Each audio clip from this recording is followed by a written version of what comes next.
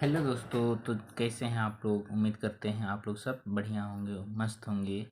और आप लोगों का जो गुमला चौकीदार बहाली में जो एग्ज़ाम दिए हैं तो उसका आज हम लोग जानने वाले हैं कि कट ऑफ मार्क्स जो है, कट ऑफ कितने मार्क्स तक में स्कोरिंग उठाएगा, कौन कौन सा कैटेगरी का। बेसिकली हम लोग देखेंगे अनरिजर्व, ओबीसी यानी कि ईडब्ल्यूएस, और ओबीसी, BC1 BC2 करके एससी और एसटी का सारा का हम लोग देखेंगे। तो चलिए बिना देर किए हुए हम लोग जो गुमला चौकीदार का जो बहाली होने वाला है उसका जो एग्ज़ाम हुआ है उसका कट ऑफ मार्क्स कितना है तो उसको देखते हैं। सबसे फर्स्ट अनरिजर्व का, यूआर का, तो ये अनुमानित हम बतला रहे हैं, ये कोई फिक्स नहीं है।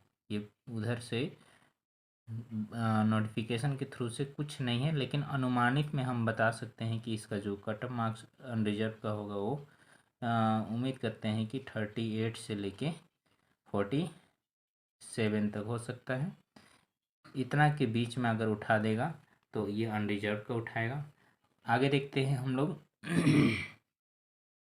ओबीसी 1 और 2 दोनों का, और इसमें ईडब्ल्यूएस का भी है ना। ये इसका हम लोग देखते हैं तो इसका जो कट ऑफ मार्क्स होने वाला है बेसिकली मानिए तो 35 से लेके 45 तक के बीच से ही उठाएगा इसका। और नेक्स्ट हो जाता है आपका एससी का। एससी का जो रहेगा उसमें मे बी 33 से लेकर 38 तक उठा लेगा इसका कट ऑफ मार्क्स। और एसटी का भी सेम, एससी और एसटी का ये दोनों का सेम ही रहेगा। एससी और एसटी दोनों का 33 या 33 मान लीजिए, 33 तक में ही उठाएगा। अब हम देखते हैं कि इतना में से हमारा जो कितना बहाली था और उसमें से कितना, तो हम लोग का देखे थे कितना 226 टोटल इतना का बहाली होने वाला है। अब इसमें देखेंगे कट ऑफ मार्क्स जो उठाएगा। अब हमारे एग्ज़ाम में जो है टोटल कितने फॉर्म भरा गया था, तो टोटल फॉर्म हम लोग देखते हैं तो 10,000 कितना था, आप लोगों को कुछ पता होगा तो 800 में भी 10,894 में भी था टोटल फॉर्म। उसमें से मान के चलिए कि 10,000 कैंडिडेट जो है ना वो एग्ज़ाम में क्या हुए, पार्टिसिपेट हुए। बाकी अब इस 10,000 में से हमारा इससे जो 226 कैंडिडेट है ना, इससे 4 गुना उठाएगा।